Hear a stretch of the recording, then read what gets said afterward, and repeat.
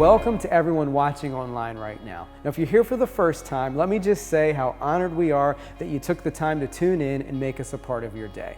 Now, over the course of the next 60 minutes, we hope that you have an experience that encourages you and gives you a renewed sense of hope. But before we get there, there's one thing that I want to share with you. During the entire month of May, our church has been working to fill the pantry at the Arundel County Food Bank, all for the sake of ensuring that senior citizens and other vulnerable people right in our own community had access to food and the other essential items that they need right now. Now, I'm proud to say that because of your generosity, we were able to provide thousands of meals to people all across Anne Arundel County.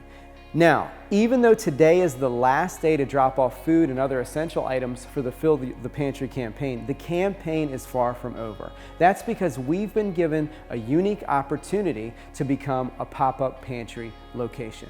Now, a little bit about pop-up pantries. In a basic sense, a pop-up pantry takes the resources and food that are available through the Anne Arundel County Food Bank and makes them available at locations just like our church building. This makes it a lot easier for people in our community to access the food items and the other essentials that they need right now. So on June 13th, we're hosting right here at our facility our first ever pop-up pantry, and we'd love for you to be a part of it. To learn more about the roles that you can play and how to get involved and serve like Jesus through our pop-up pantry, all you have to do is visit the web address on the screen. Now, we are honored that you took the time to join us today. We hope that you have an experience that encourages you, inspires you, and gives you a renewed sense of hope.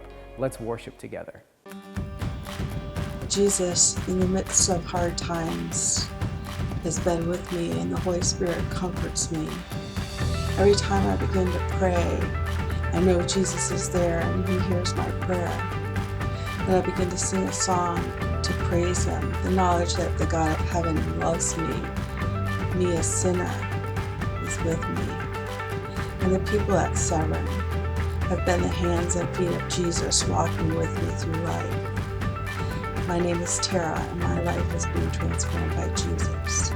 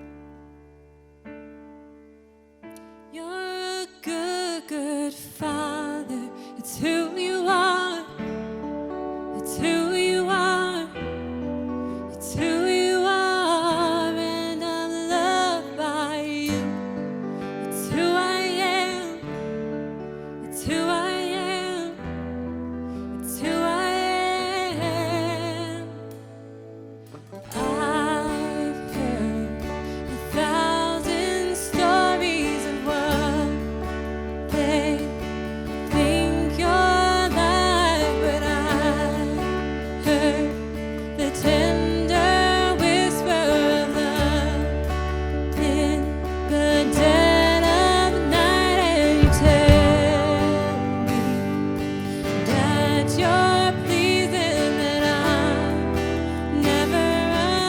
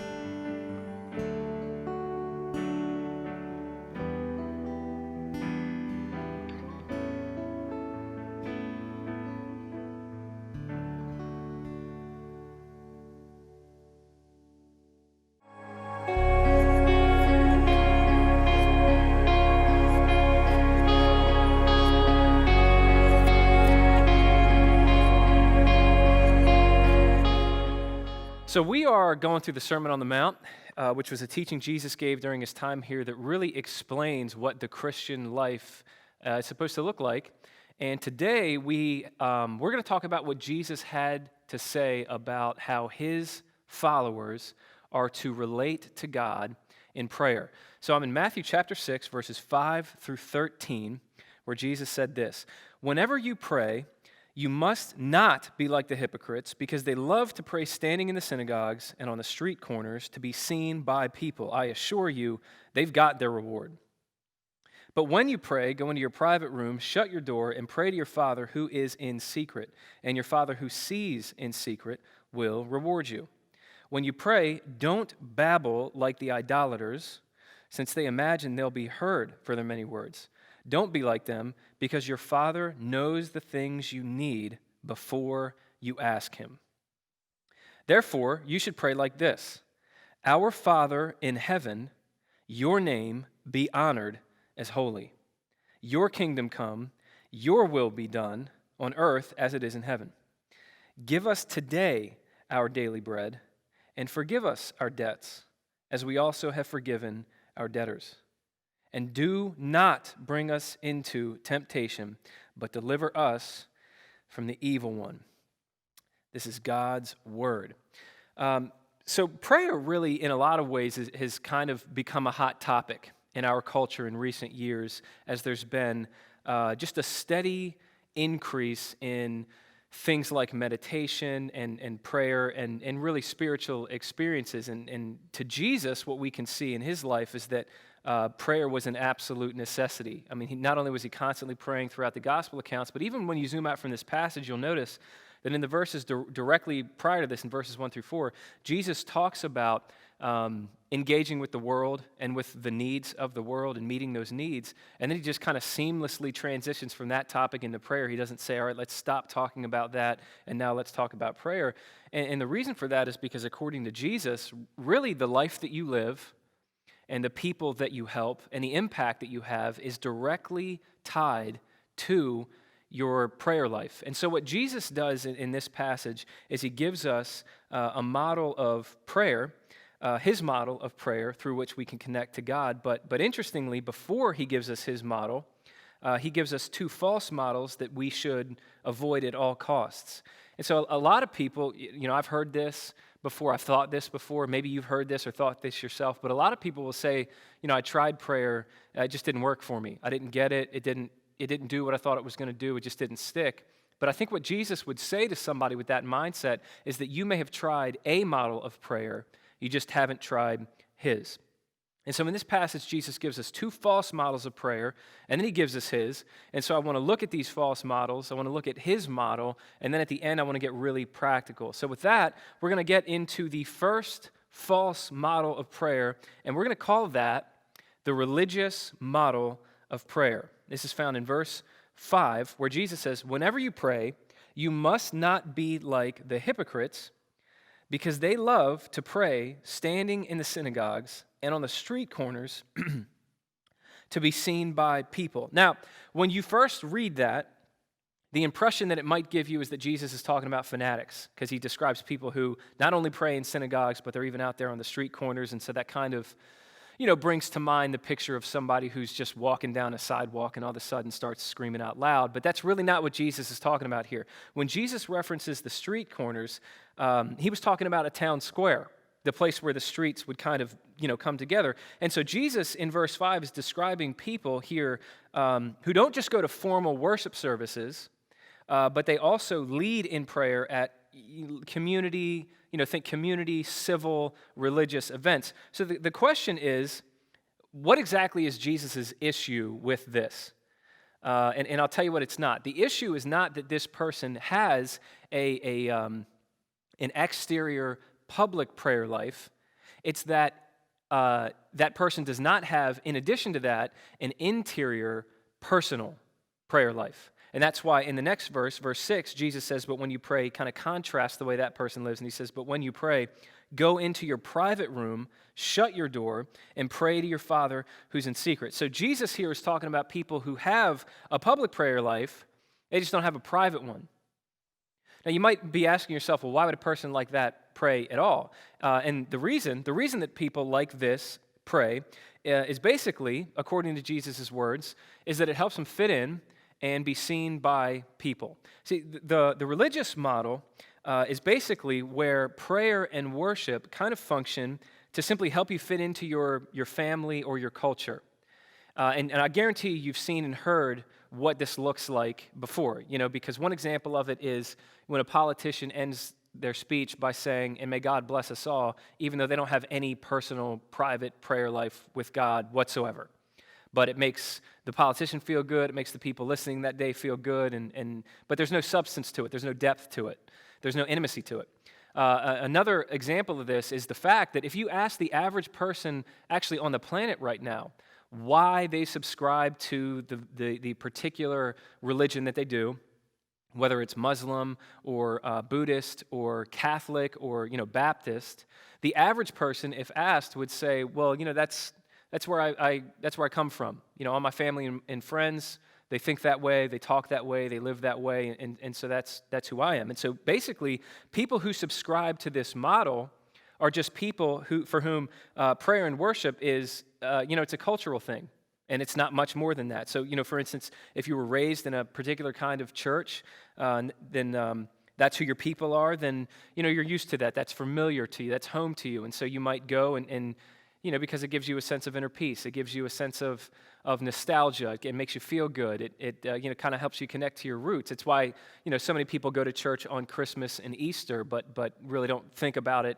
beyond that. And what Jesus would say, and what he's teaching here, is that in that model, you're not really connecting to God. You're just connecting to an environment, right? You might be connecting to a sense of tradition. You might be connecting to your roots or to the general feeling of nostalgia. But whatever you're connecting to, it's not the real God. So how do you know if that describes you? I think is a question worth asking. And according to Jesus, the telltale sign of it here is that when you go into your prayer closet, you don't have anything to say. There's no real passion to know God. You might pray when there's a lot of bad things happening in your life, or a lot of challenges in your life that might lead to bad things happening in your life. But when you remove that pressure, when there's no social pressure, when there's no circumstantial pressure, there's no internal drive in you to talk to God, to meet with God, to see God, to know God. That's how you know, according to Jesus, that you're locked into what we're calling the religious model of prayer. But not only is that a sign that you're locked into the religious model of prayer, according to Jesus' words here in verse 5, it's also a sign that you're a hypocrite. Now that to me is eye-catching, because when we think about hypocrites, our mind immediately goes to kind of this caricature of an individual who lives this outwardly moral life and is trying to get everybody to believe that they're this moral person, but of course behind the scenes they're doing these terribly, obviously, overtly immoral things. Right, that's our definition of hypocrisy. That's our acid test or litmus test for hypocrisy. But according to Jesus, the acid test that reveals that you're a hypocrite is that you don't have a private prayer life. Now, I don't know where you're coming from when you hear that, but I consider that to be incredibly convicting. Jonathan Edwards wrote a sermon a long time ago called "Hypocrites Deficient in the Duty of Prayer," which was a real crowd pleaser, as I'm sure you can tell from the title. And in his sermon, he says that there's basically one thing that you don't do for show in the Christian life, and that's what Jesus is talking about here. That's secret prayer. Everything else you do in the Christian life, people are going to see, or at least they're going to hear about it. But the one thing that you do that's just for God is secret prayer. And so his point was that if in your Christian life you do everything, you observe every spiritual discipline, but you don't privately pray, then basically everything that you're doing is just for show. So that's the religious model of prayer. And after this, Jesus talks about, he turns to another group of people, and therefore another false model of prayer. And you read about this in verse 7, where Jesus says, "And when you pray, don't babble like the idolaters." Now, first off, this word babble is kind of difficult to understand, because not only is it not found anywhere else in the Bible, it's actually not found anywhere else in all of the Greek literature that we've found so far. But what it basically means, it refers to something like a torrent of words kind of, flowing from you. And it has the connotation of being frantic, like a frantic torrent of words. And Jesus says not to babble like idolaters. And when Jesus talks about idolaters, I think this is really interesting. He uses a word that refers to the exact opposite of religious people. So when Jesus talks about idolaters here, other versions will translate it Gentiles or pagans or other kinds of stuff, but it's a word that basically means the licentious, meaning people that live apart from the law or outside of the law. It's talking about immoral people or non-religious people. And so this is our second false model of prayer. It's what we're going to call the non-religious model of prayer. Now that might sound really strange to you because on the surface that kind of seems like an oxymoron. How can there be a non-religious model of prayer? Why is Jesus talking about non-religious prayer here? But I consider this to be really profound. One of the things that you can pull from Jesus' words here is that there is no such thing as a prayerless heart. That prayer is actually, it's the involuntary reflex of the human heart, meaning whatever you say you believe or think about the universe and its origin and the meaning of life and all that kind of stuff, the fact is that there are times in your life and in my life and our lives in which we experience emotions so powerful and experiences so moving that we really can't help but pray. That our heart knows, regardless of what our intellect might tell us, and Paul talks about this in Romans chapter 1, that our heart knows, regardless of what our intellect might tell us, that there is a God and we need him. And out of that realization, there will be this frantic torrent of words that Jesus describes here. And he says that people who subscribe to this model and this way of relating to God, they think that they're going to be heard for their many words. So Robert Wuthnow, whose name I find very hard to pronounce, but I did not mispronounce it. His name is Robert Wuthnow, is a teacher at Princeton, and he is one of the world's leading sociologists of religion. And he wrote a book called After Heaven that's basically a sociological reflection and study of spirituality, kind of as it's evolved specifically within the United States. And he said that the older approach to spirituality in the United States is something that he refers to, and you'll know what this means as soon as I describe it. The older approach to spirituality in the United States is something he refers to as the inhabiting model. So the inhabiting model is basically marked by people who go to sacred places, think churches, cathedrals, synagogues, whatever it is. They go so not out of deep personal conviction, but primarily out of family tradition. Now that sounds actually a lot like the religious model that Jesus talked about in verse 5. But he said that the newer approach to spirituality that's kind of sprung up in the United States in the last few decades is marked by people who are very, very different on the surface. It's marked by people who say they hate religious institutions, and maybe this sounds like you, or maybe this sounds like somebody that you know. He says that there's been this kind of new group of people who would say they hate religious institutions, that really everybody needs to figure out what's right and wrong for him or herself. And so what they're essentially doing is they're kind of putting together their own religion, their own belief system, but if asked, they would say, no, I'm not religious, but I am spiritual. And so with that, they're still very much into things like prayer. They might not go to church, but they're very much into, traditionally, classically, spiritual exercises and disciplines like meditation and prayer and all those kinds of things. And this model, he calls the seeking model of spirituality. And it's called the seeking model of spirituality because that's what it's about. It's about always seeking. It's about, a journey. And you never really arrive. You never really have the market cornered on all truth. It's just you take another step. You see things from a different angle. You turn another page in the story. But it's a journey. And he points out that the older model, the inhabiting model, where that was really kind of culture-driven, the newer model, the seeking model, it's very technique-driven. And new spirituality, the newer spirituality is absolutely very technique-driven. It's all about visualization techniques, relaxation techniques, breathing techniques that are designed to kind of, fill you with some kind of inner peace and calm and tranquility, and maybe help you more connect to the present and not so be, in the past or future. But anyway, new spirituality is extremely technique oriented. But in the end, its primary goal is not really to reach God necessarily either. It's more about using the divine or a spiritual experience to try to get the resources that I need to realize my goals. Whether that's acceptance of myself or healing from past trauma or inner peace, confidence, stillness, whatever that is. And so Robert Wuthnow makes this really interesting observation, and he says that in the end, these two models, as different as they appear, they're not really all that different from one another. And he explains that the old religious approach basically baptized the social order. It kind of put a spiritual bow on a lot of what was wrong with society, and so it was very, superficial for doing so. But he says the newer model is really just a way of baptizing my goals in life. And at the end of everything, it's Robert Wuthnow says, that's just as superficial as the old approach, because it's not really about submitting to something and being changed. It's about trying to use the divine or use, different spiritual experiences to try to get to where I want to be in life. And really that's the model Jesus is talking about here in verse 7. And Jesus says people who subscribe to this model think they're going to be heard for their many words. But he says no. And so according to Jesus here, both the religious and the non-religious models are they're false models.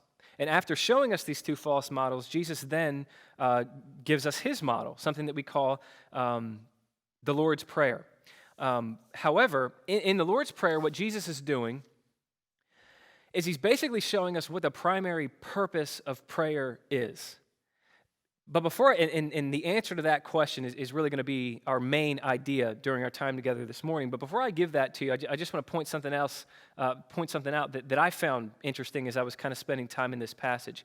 It's really interesting to me that Jesus, instead of just giving the right model, his model of prayer and relating to God, it's interesting that he gave us two false models first. And I was asking myself, why would Jesus do that? Why not just get directly to the point? But the reason I'm convinced that Jesus did that was to show us what those two models are fundamentally lacking and kind of set the ball on the tee in showing us what only his model of prayer and relating to God can give us. And so with that, I want to get to what is really our main idea today, and it's the purpose of prayer, and it's this. The purpose of prayer is to experience intimacy with God and to develop trust in God. The purpose of prayer, foundationally, is to experience intimacy with God and to develop trust in God. And when you think back at the two models of prayer, the two false models of prayer that Jesus just dissected before giving us his own, what you realize is that both the religious and the non-religious models fail to respectively offer us these two things. What I mean is the religious model of prayer will never allow you to experience intimacy with God. And so in verse 6, when Jesus says, when you pray, go into your private room, shut your door, pray to your Father in secret, and your Father who sees in secret will reward you, Jesus is speaking specifically to religious people there, people who were locked into that religious way of relating to God, and he's calling them to a kind of intimacy that their model of relating to God is never going to give them. And with that, the non-religious model, what that's never going to allow you to do is to develop real trust in God. And that's why in verse 8, when Jesus says, your Father knows the things you need before you even ask him, that's Jesus speaking directly to non-religious people locked into a non-religious way of relating to God, and he's calling them to a kind of trust in God that their model of prayer is never going to give him. So the purpose of prayer, according to Jesus here, and you're going to see it in just a minute, is to experience intimacy with God and then to develop trust in God. So let's look through this prayer. And I want to specifically start here in chapter 6, verses 9 and 10, where Jesus says this, therefore, you should pray like this, our Father in heaven, your name be honored as holy. Your kingdom come, your will be done on earth as it is in heaven. So here's what's interesting. What I just read to you is 50% of the Lord's Prayer. That's the first half that I just read to you. And all through that, it has absolutely nothing to do with my needs. There's no daily bread. There's no dealing with my guilt or my anger toward others or getting help for the challenges that I face. There's nothing like that. So what am I doing in the first half The first 50% of the Lord's Prayer, it's actually really simple. I'm focusing on and being amazed by God. And so what Jesus is getting us to see here is that before we ask for anything, the primary goal of prayer, the first thing that we should be after is God himself. So I touched on this on the front end, but when people say, I tried prayer, it didn't work for me, and I gave up on it. When people say things like that, they nearly always chase that with an example of something that they wanted that they didn't get, or just a way that they wanted something to turn out in life and it didn't work out that way even after I prayed about it, and so I guess prayer doesn't work. But when you understand Jesus' model of prayer, you understand that's not the primary purpose of prayer. What Jesus is showing us here is that prayer needs to be approached in such a way that before we ask for anything else, we ask for him. And so before any of us gets to say prayer doesn't work for me, the question that we have to ask ourselves is, did I persistently, time after time, over and over, if necessary, hour after hour, did I go to God saying, God, I need to have an encounter with you. I need you in my life. I need to know more than just facts about you. I need to know you personally. Because when we approach prayer that way, it will never disappoint us. The place in Luke's gospel where the Lord's Prayer is introduced is Luke chapter 11. But just prior to that, at the very end of Luke chapter 10, there's a real brief story about two sisters named Martha and Mary. And Martha is she's running all around her house. She's exhausted. She's busy. She's distracted. And then in the midst of that, Mary's doing absolutely nothing.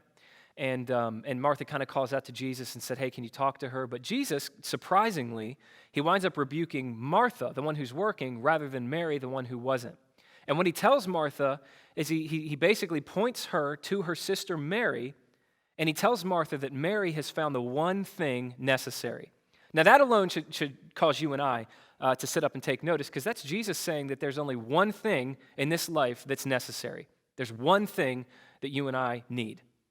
And it's the one thing that Mary found that Martha couldn't. So the question is, what is that one thing? And earlier in the story, what we read is that Mary, in the midst of all of Martha's work and exhaustion and busyness, which is maybe something that a lot of us can relate to right now, Martha was simply seated at the feet of Jesus, listening to his word. So what that's a picture of, that's Mary being completely engrossed in Jesus, hanging on every word, determined to simply experience what it was like to be in the presence of the man who was God. That's the one thing Mary found that Martha could not. Now, commentators will say that Jesus, it's evident from the gospel accounts that Jesus had an amazing grasp on the Psalms as often as he quoted them. And he had a good enough grasp on the Psalms to the point that it's almost certain that when Jesus talked to Martha this way about the one thing Mary had found, there's almost no way that he wasn't thinking about Psalm chapter 27, verse 4, where King David says something it's a very famous place in the Psalm. Psalm 27, 4, King David says, I've asked one thing from the Lord.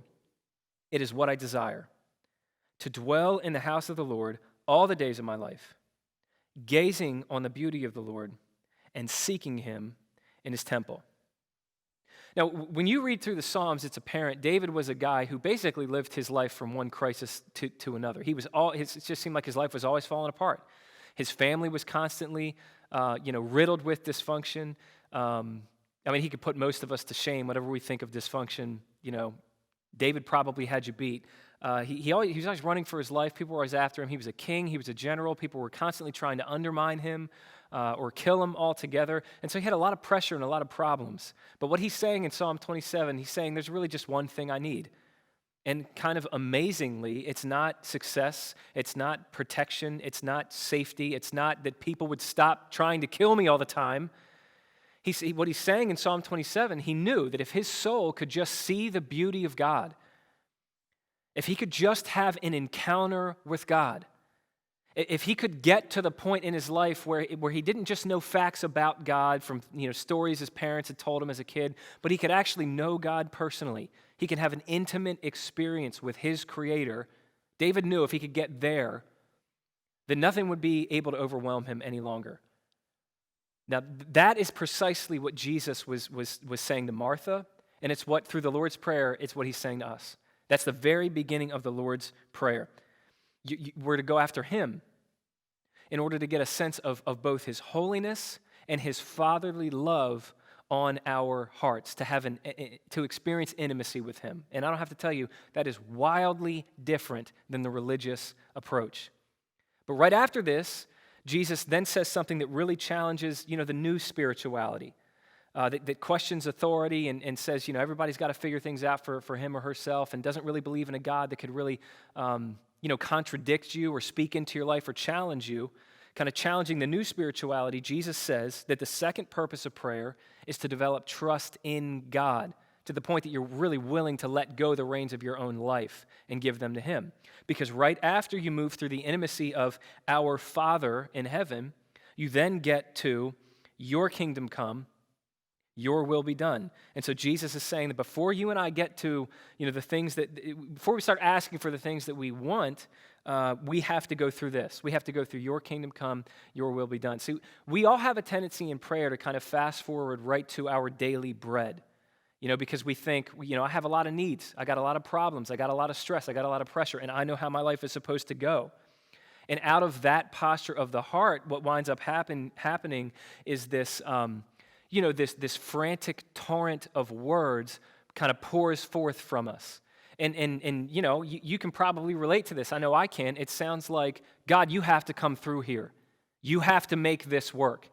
You have to get me through this. I don't ask you for a lot, but I need this because I don't see another way other than this. So you have to do this for me. And really that posture of the heart, that mindset, that style of prayer, that style of relating to God, that in so many ways is the babbling that Jesus was talking about earlier in this passage. And here's the reality.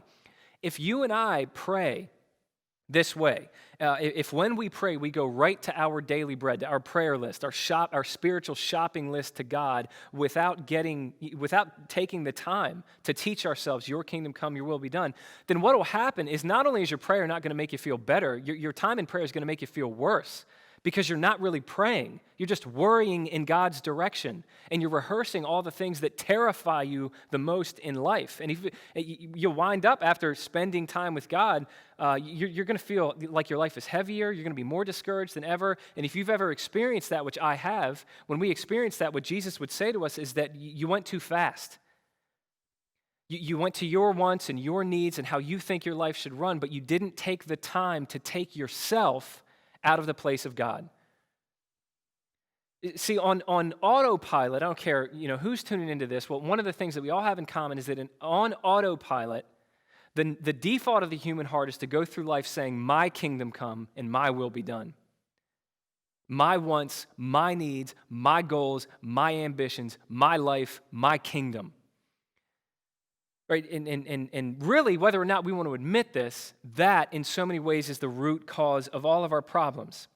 All right, I've referenced this before as an example, but in Genesis chapter 50, where we read what is the final chapter of the story of Joseph. And you probably remember from the story of Joseph in the Old Testament that his brothers sold him into slavery, and they basically stole his life from him. And against all odds, despite what his brothers did to him, Joseph rises up to a position of power. And he's in a position where he can hurt his brothers the way that they hurt him. And their father dies, and so their brothers knew that, well, this is it for them. If Joseph decides to do to us what we did to him, then this is it. So they send this message to Joseph, and they basically say, please don't hurt us. And in Genesis chapter 50, Joseph gets them together, and he says something that I think is so profound. Let me just pause here. So often when we talk about Joseph's story, the famous life verse that people pull out of his story is, you meant it for evil, but God meant it for good. That's a really encouraging verse that can really provide us with a lot of peace and strength. But just before Joseph said that, he asks this question to his brothers that I don't think we talk enough about. I don't think we think enough about. And I think it is incredibly profound. Just before he says, you meant this for evil, God meant it for good, Joseph gets his brothers together, and he simply asks them a rhetorical question, and the question is, am I in the place of God? Maybe you've read the story of Joseph before and wondered, how does a guy go through all of that and have the power to hurt people back the way they hurt him and not do it? And the answer is the source of all of Joseph's ability to forgive, the source of all of Joseph's inner peace, the source of all of Joseph's personal growth that allowed him to not be defined by the things that other people had done to him, even when those things really stole the life that he could have otherwise lived out from under him. The source of it all was that Joseph knew that was the only question worth asking. Am I in the place of God? Who gets God's place in my life? Is it going to be God or me? Joseph knew that was the question to ask, and he knew the answer to that question. He knew, no, I'm not in the place of God. And when you and I experience the opposite of what Joseph experienced, meaning when we are eaten alive by our own fear and anxiety, whether or not we want to face this, the root cause of that at the end of the day is that we believe we know how our lives should go. In other words, we've assumed the place of God in our own lives. And when we are eaten alive by our own resentfulness, not just hurt by others, but resentful toward others for the ways that they've hurt us, that has nothing to do, at the end of the day, at the foundation of it all, that has nothing to do with other people or what they've done to us. It has everything to do with the fact that we are so certain we know what those people deserve, and we are furious that they haven't gotten theirs yet. And what Joseph would say, what he is saying, in Genesis 50, he's saying, I got myself out of the place of God. I got myself out of the place of God. If I hadn't done that, I'd still be angry. I would have died an angry, bitter, spiteful, shriveled shell of what I could have otherwise been in God, but I got myself out of the place of God. I got all of that out of my own life because I got out of God's place in my own life. So the second part of Jesus' model of prayer here, before we get to our daily bread, before we get to our checklist, before we get to asking for the things that we need, Jesus is teaching us that we need to learn to develop trust in Him, to hand over control of our own life to Him. We've got to get to the point where we're able to say, God, the most important thing for me is to know that you're God and I'm not. And the primary source of pain in my life and problems in my life is that I forget that. I feel so guilty. I am so overcome by my guilt so often because I feel like I need to live up, and I've forgotten that you've done that for me. I feel so angry because I am so certain that I know what the people who've hurt me deserve.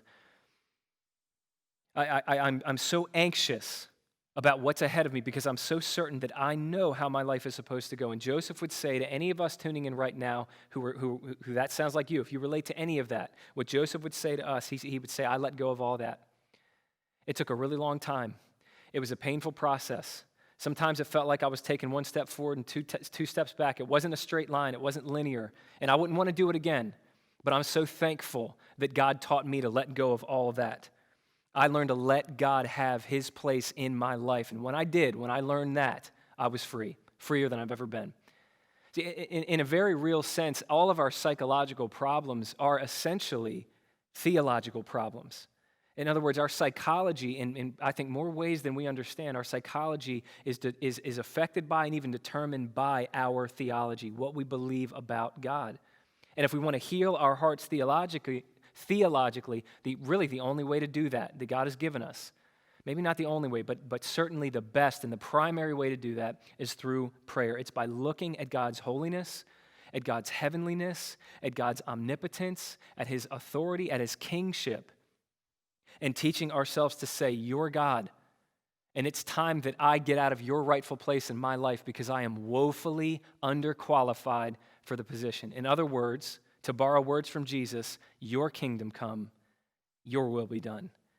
And when we learn to say that, and as we learn to say that, and all that means, we begin to move through life free in a way that nothing can overcome or overwhelm us. So at this point, I think the question is, well, how can, if this is all about, experiencing intimacy with God and developing trust in God, how can I know God this intimately and trust Him this implicitly? Because that's a challenge for both religious and non-religious people. Religious people have the hardest time knowing God intimately. They have the hardest time approaching God with that kind of vulnerability because they're always worried, what if I'm not good enough? What if He rejects me? What if He finds fault in my life and I don't measure up? But then non-religious people, their question is, well, how do I really trust him to the point that I let go of control of my own life? How do I know that he loves me? How do I know that he cares for me? How do I know that he's not holding out on me? How can I know him this intimately and trust him this implicitly? And the answer to that question is we have to understand how radically Jesus revolutionizes our relationship with God. See, at the very beginning of the Lord's Prayer, Jesus teaches us that prayer, that relating to God through prayer, it doesn't begin with our King or our Lord, even though God is both of those things. Jesus teaches us in his model of prayer that prayer begins with our Father. And the only way that we're going to experience intimacy with God, the only way that we're going to develop trust in God is by knowing that in God we have a Father. And the only reason that we can know God that way is because of what Jesus has gone through us. I learned this a couple years ago from another pastor, and it really moved me when I first understood it, when I first taught this. But every single prayer recorded by Jesus in the gospel accounts shows us that Jesus always prayed the same way. He always called God his Father in every single recorded prayer in the gospel accounts except one. The one time that Jesus prayed but didn't call God his Father was when he was on the cross at Calvary, and he simply said, my God, why have you forsaken me?" And the reason that Jesus did not call God his Father on that one occasion is because on that one occasion, in every sense of the word, Jesus was being thrown out of God's family. Because what was happening in that moment, and I want to make this personal for you, whoever you are, what was happening in that moment is Jesus had taken all of your sin on himself. And God was treating Jesus, his true son, as though your sin was his sin. And the only reason that you and I can come to God as a father is because Jesus went through that for us. What the gospel shows us is that one time Jesus was forsaken so that we could always be remembered. We could always be accepted. One time Jesus was forgotten so that we would never leave God's mind, so that he would never forget about us. He would always remember us. One time the true child of God was kicked out of the family of God so that you could be brought in, so that you could have your heavenly Father, so that you could relate to God that way. And the more that becomes real to you, the more that you understand what Jesus has made available for you in your relationship with God, really that's the beginning of life-giving, life-altering prayer. Now, ordinarily, this is exactly where I would end this teaching, but it dawned on me, this is a conviction of mine as I put this teaching together, that prayer is the one thing that the disciples had to come to Jesus and say, hey, how do we do this? And the Lord's Prayer itself is very practical. So I didn't want to just leave you today talking about how important prayer is or different elements of prayer and the purpose of it. I wanted to speak to the person who's wondering, this is awesome, I want to do this, where do I start? And so if you're listening to me and you've heard this teaching and now you're wondering, now, okay, I'm sold on prayer. I want to have this life-changing relationship with God. I know that prayer is the catalyst he's given us to do this. I just don't know I don't even know where to begin. If that's you, then this last part is really, I put this together with you in mind. This is real short, but I want to give you an exercise. And the exercise is to just take a few minutes a day in prayer every day for the next 7 days. That's all I'm asking. Just take maybe 10, maybe 15 minutes a day for the next 7 days. But before you begin praying, the first thing you need to do is listen. Just listen. And really that's so much of the secret of the Lord's Prayer. What Jesus is teaching us in the Lord's Prayer, just with the flow of it, is that before we ask for anything, the first half of that prayer is it's dwelling on and listening to who he is. And out of that, then we respond. Like I think about it this way, and this just made a lot of sense to me. If you had an appointment with somebody that you really look up to, who's really influential and famous and you admired, for me that'd be like Tim Keller. If I could have a 1 hour long meeting with Tim Keller, it would be absolutely ludicrous for me to hop into his office and unpack my briefcase and talk to him about everything I think for 60 minutes, and then the moment that timer goes off, shut my briefcase and say, hey, I hope you got all that, I'm out of here. I would want to hear from him. I want to know, like, I just want to get to know him. I want him to speak into my life and tell me about his life and all that kind of stuff, but we forget that with God. So the first part is just listening to him. Now, you might be asking, well, how do I listen to God? But thankfully, he has given us written communication of himself. So here's what you can do for the next 7 days, and this is actually what I do. Take a psalm. You can literally start in Psalm chapter 1. And as you read it, for the first part of your time with God, just ask 2 questions as you read the text. First off, God, what are you showing me about you? Secondly, what are you showing me about me? And as you take your time reading through the text, verse by verse, line by line, word by word, just ask those 2 questions. And really treat that time as though you are meeting with God and you're listening to him tell you about himself and tell you about yourself. And when you have those 2 questions answered, then just pray those things back to God. Talk to him about what you adore about him, that particular passage shows you about him. Thank him for who he is and what he's done. And then confess all the things that text shows you about your life, the things that are in your life that need to go, or the things that are not yet in your life that God wants you to develop, you want you to develop, you need his help developing. Bring all of that to him. And after that, you can get to your prayer list. And before that, you can do your pure Bible study. But I think the mistake that so many of us make is that in our time with God, we either do just Bible study or we do just our prayer list, our wants, our needs, the people in our lives that need help. And when we do that, we miss out on what Jesus says we need so deeply, which is experiencing intimacy with God and developing trust in God. So that's my challenge to you. If you're wondering where to start with this thing called prayer, take a psalm every morning for the next 7 days. Take 10, 15 minutes. Let it speak to you. Listen to what it has to say, and then say that back to your Father in heaven. And I'll make you a promise. If that doesn't work, if that doesn't change things for you, then you can have all the money back that you paid for this teaching. All right? Is that fair? That's it. And that's all.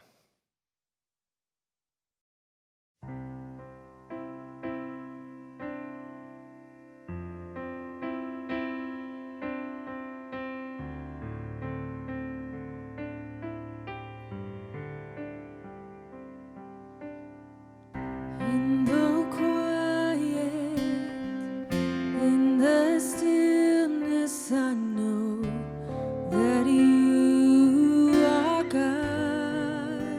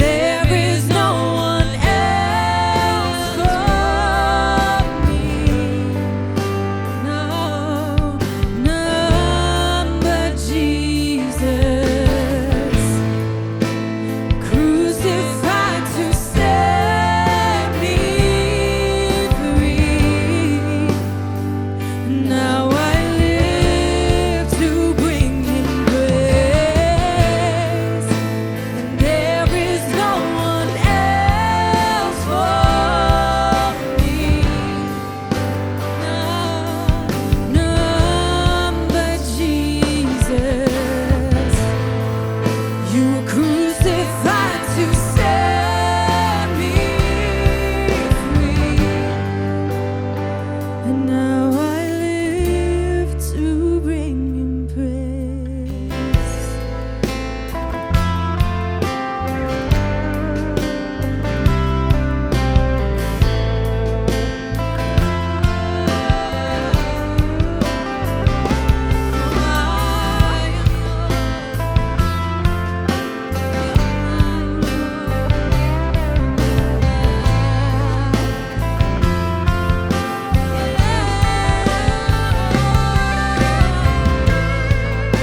And all my delight is in You, Lord. All of my hope, all of my strength, and all my delight is in You, Lord, forevermore.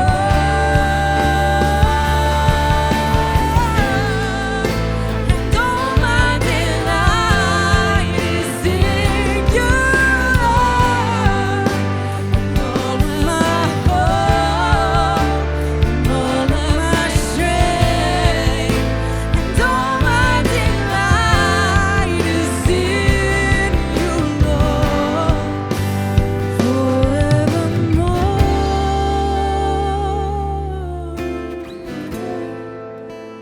There is no one else for me, none but Jesus.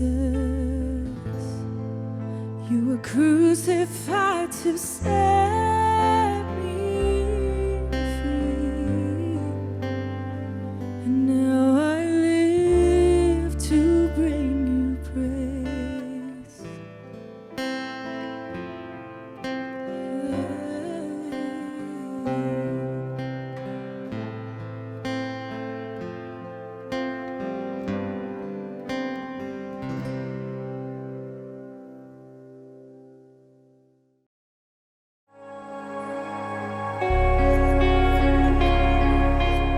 Hey guys, I'm Megan, your Severn Kids Director. And I'm David, I'm the Small Groups Director here at Severn, and thank you for watching with us today and being a part of our service.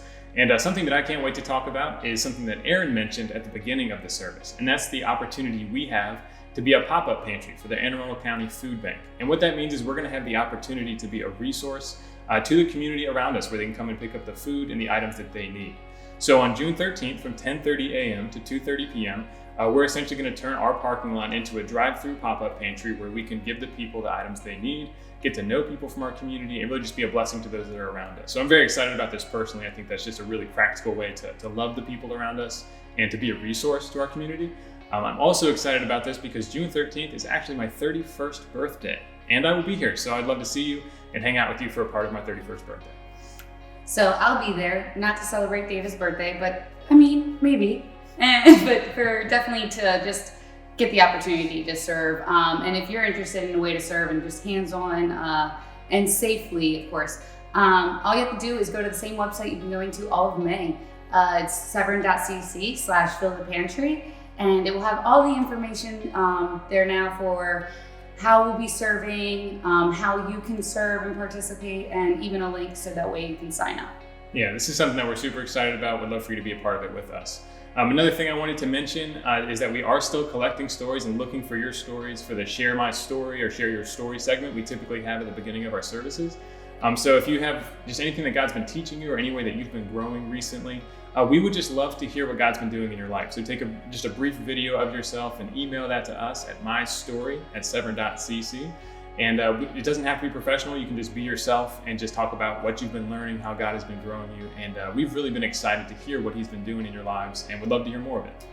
Yeah, absolutely. So send those in. And another great way to just be able to share some of yourself is tuning into the digital foyer after the service, right after we're done talking, I guess, here. So at 11 o'clock, just find the link in your comments section, or you can text FOYER to the phone number that's on the screen, or check your Connect email. All those will have links so you can join us and have a nice conversation, catch up with people. I've been there every week, and even when I don't have time, it is well worth it. Yep, and that's all we got for you guys. Thanks for tuning in, and we'll see you next week. See you guys. Thank